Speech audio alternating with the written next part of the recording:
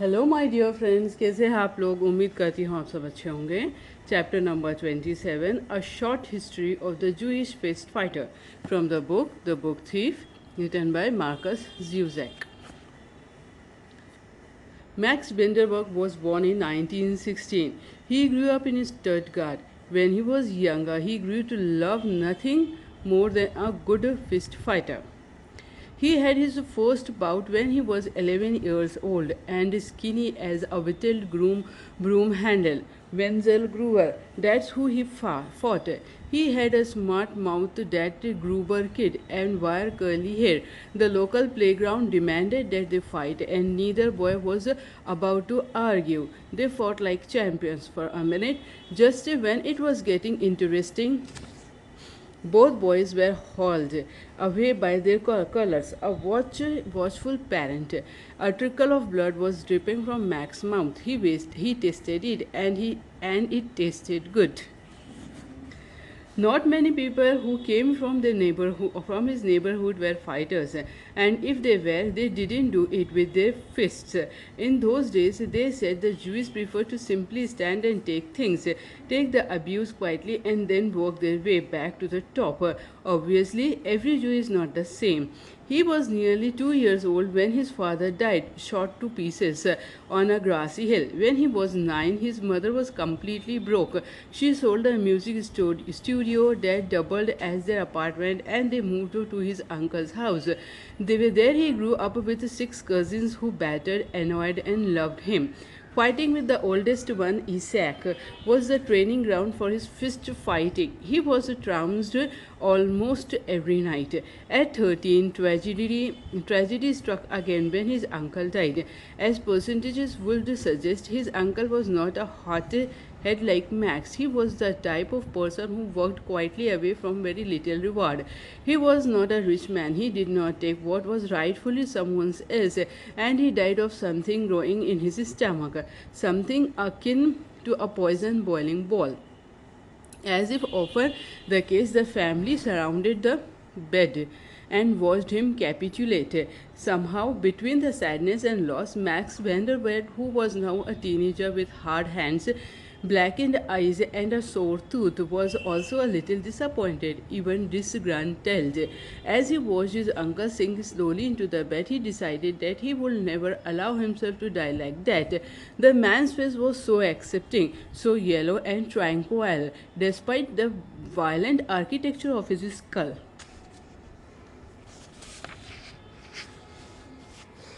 The endless jawline stretching for miles, the pop-up cheek bones and the porthole eyes, so calm it made the boy want to ask something. Where's the fight, he wondered. Where's the will to hold on? Of course, as 13, he was a little excessive in his harshness. He had not looked something like me in the face, not yet. With the rest of them, he stood around the bed and watched the man die, a safe merge from life to death. The light in the window was grey and orange, the color of summer's skin, and his uncle appeared relieved when his breathing disappeared completely. When death captures me, the boy vowed, he will feel my fist of his face on his face. Personally, I quite like that. Such stupid gallantry. Yes, I like that a lot. From that moment on, he started to fight with greater regularity. A group of die-hard friends and enemies would rather gather down at a small reverse on Steeper Street, and they would fight in the dying light. Archetypal Germans, the old Jew, the boys from the East, it didn't matter. There was nothing like a good fight to expel the teenage energy. Even the enemies were a centimeter away from friendship. He enjoyed the tight circles and the unknown, the bitter sweetness of uncertainty, to win or to lose. It was a feeling in the stomach that will be stirred around until he thought he could no longer tolerate it. The only remedy was to move forward and throw punches. Max was not the type of boy to die thinking about it. His favorite fight, not that he looked back, was fight number 5 against a tall, tough, rangy kid named Walter Kugler. They were 15. Walter had won all 4 of their previous encounters, but this time Max could feel something different. There was a new blood in him, the blood of victory, and it had the capability to both frighten and excite. As always, there was a tight circle crowded around them. There was grubby ground. There were smiles practically wrapped around the onlooking faces. Money was clutched in filthy fingers, and the calls and cries were filled with such vitality that there was nothing else but this. God, there was such joy and fear, this, such brilliant commotion. The two fighters were clenched with the intensity of the moment, their faces loaded up with expression exaggerated with the stress of it, the wide eyed concentration. After a minute or so of testing each other out, they began moving closer and taking more risks. It was a street fighter. After all, not an hour-long title fight. They didn't have all day. Come on, Max, one of his friends was calling out. There was no breath between any of the words. Come on, Maxi, taxi. You have got him now. You have got him, Jew boy. You have got him. You have got him. A small kid with soft tufts of hair, a beaten nose, and swampy eyes, Max was a good head shorter than his opposition. His fighting style was utterly graceless, all bent over, nudging forward, throwing past punches at the face of Kugler. The other boy, clearly stronger and more skillful, remained upright, throwing jabs that constantly landed on Max's cheeks and chin. Max kept coming. Even with the heavy absorption of punches and punishment, he continued moving forward. Blood discolored his lips. He would soon be dried across his teeth. It would soon be dried across his teeth. There was a great roar when he was knocked down. Money was almost exchanged. Max stood up. He was beaten down one more time before he changed tactics, luring Walter Kugler a little closer than he had wanted to come. Once he was there, Max was able to apply a short, sharp jab to his face. It stuck exactly on the nose. Kugler, suddenly blinded, shuffled back, and Max seized his chance. He followed him over to the right and jabbed him once more and opened him up with a punch that reached into his ribs. The right hand that ended him landed on his chin. Walter Kugler was on the ground, his blond hair peppered with dirt. His legs were parted in a V. Tears like crystals floated down his skin, despite the fact that he was not crying. The tears had been bashed out of him. The circle counted. They always counted, just in case, voices and numbers. The custom after a fight was that the loser would raise the hand of the victor. When Kugler finally stood up, he walked sunnily to Max Vanderberg and lifted his arm into the air. Thanks, Max told him. Kugler proffered a warning. Next time I kill you. Altogether, over the next few years, Max Vanderberg and Walter Kugler fought 13 times. Walter was always seeking revenge for the first victory Max took from him, and Max was looking to emulate his moment of glory. In the end, the record stood at 10-3 for Walter. They fought each other until 1933, when they were 17. Grudging respect turned to genuine friendship, and the urge to fight left them. Both held jobs until Max was sacked with the rest of the Jews at the Jedermann engineering factory in 1935. That wasn't long after the Nuremberg laws came in, forbidden Jews to have German citizenship and Germans and Jews to intermarry. Jesus, Walter said one evening when they met on the small corner where they used to fight. That was a time, wasn't it? That there was none of their craziness around. We could never fight like that now. Max disagreed. Yes, we could. You can't marry a Jew, but there is no law against fighting one.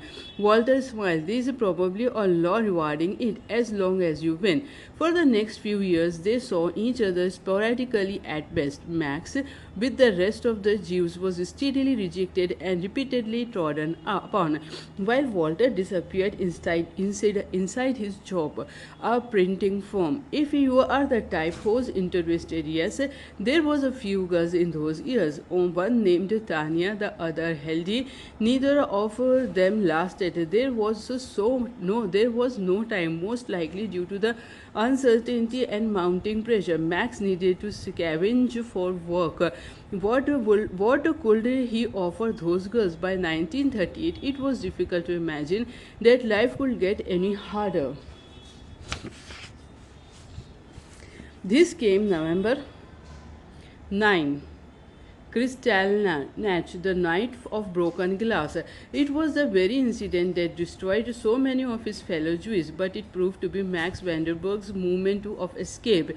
He was 22. Many Jewish establishments were being surgically smashed and looted when there was a clutter of knuckles on the apartment door. With his aunt, his mother, his cousins, and their children, Max was crammed into the living room of machine. The family watched each other. There was a great temptation to scatter into the other rooms, but apprehension is the strangest thing. They couldn't move. Again, open up. Isaac stood and walked to the door. The wood was alive, still humming from the beaten it and had just been given. He looked back at the faces, naked with fear, turned the lock and opened the door. As expected, it was a Nazi in uniform. Never. That was Max's first response. He clung to his mother's hand and that of Sarah, the nearest of his cousins. I won't leave. If we all can't go, I don't go either. He was lying. When he was pushed out by the rest of his family, the relief struggled inside him, an obscenity. It was something he didn't want to feel, but nonetheless, he felt it with such gusto it made him want to throw up. How could he? How could he?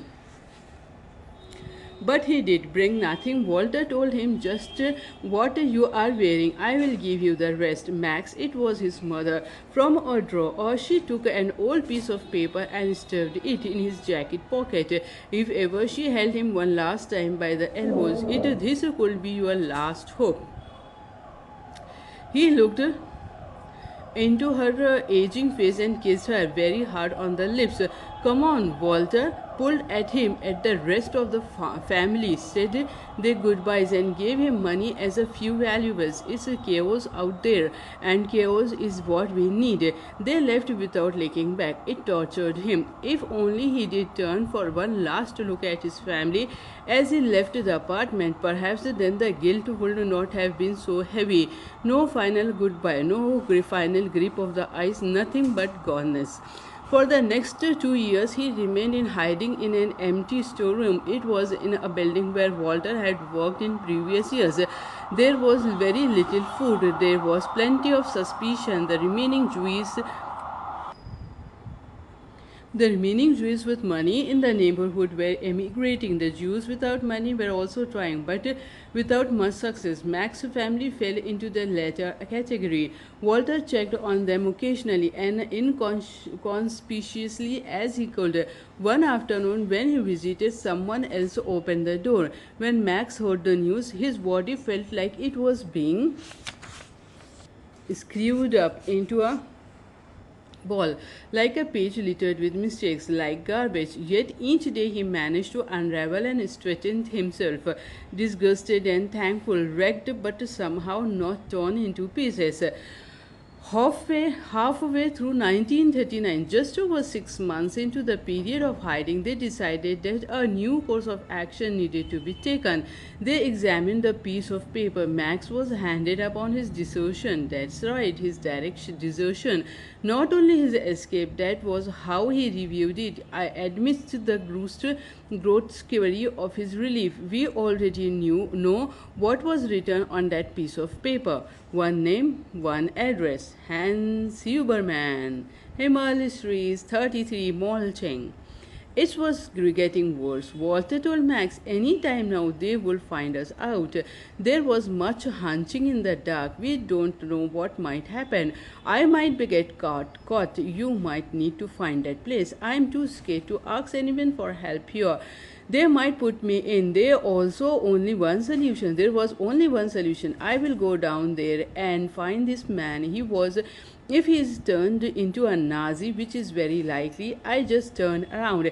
At least we knew then which tick. Max gave him every last penny to make the trip, and a few days later, when Walter returned, they embraced before Max held his breath, and Walter nodded. He is good. He still plays that accordion your mother told you about. Your father's. He is not a member of the party. He gave me money. At this stage, Hans Huberman was only a list. He is fairly poor. He is married and there is a kid. He sparked Max's attention even further. How old? 10. You can't have anything. Yes, kids have big mouths. We are lucky as it is. They sat in silence a while. It was Max who disturbed it. It was already hate me. He must already hate me. Ah, I don't think so. He gave me the money, didn't he? He said a promise is a promise. A week later, a letter came. Hans notified Walter Kugler that he would try to send things to help whenever he could. There was a one-page map of Molching and Great Munich, as well as a direct route from Passing, the more reliable train station, to his front door. In his letter, the last words were obvious: "Be careful." Midway through May 1940, Mein Kampf arrived with a key taped to the inside cover. The man's genius, Max decided, but there was still a shudder when he thought about traveling to Munich. Clearly, he wished, along with the other parties involved, that the journey did not have to be made at all. You don't always get what you wish for, especially in Nazi Germany. Again, time passed. The war expanded. Max remained hidden from the world in another empty room until the inevitable. Walter was notified that he was being sent to Poland to continue the assertion of Germany's authority over both the Poles and Jews alike. One was not much better than the other. The time had come, and Max made his way to Munich and Molching, and now he sat in a stranger's kitchen, asking for the help he craved and suffering the condemnation he felt he deserved. Hans Huberman shook his hand and introduced himself. He made him some coffee in the dark. The girl had been gone quite a while, but now some more footsteps had approached arrival. The wild card. In the darkness, all three of them were completely isolated. They all stayed. Only the woman spoke. यहाँ पे होता है हमारा chapter number 27 finish, और कल मिलेंगे हम इंशाल्लाह next with chapter number 28 the wrath of Rosa in the next video from the book Thief, written by Marcus Zusak. Bye for now, friends, and thank you very much. Thank you. Bye.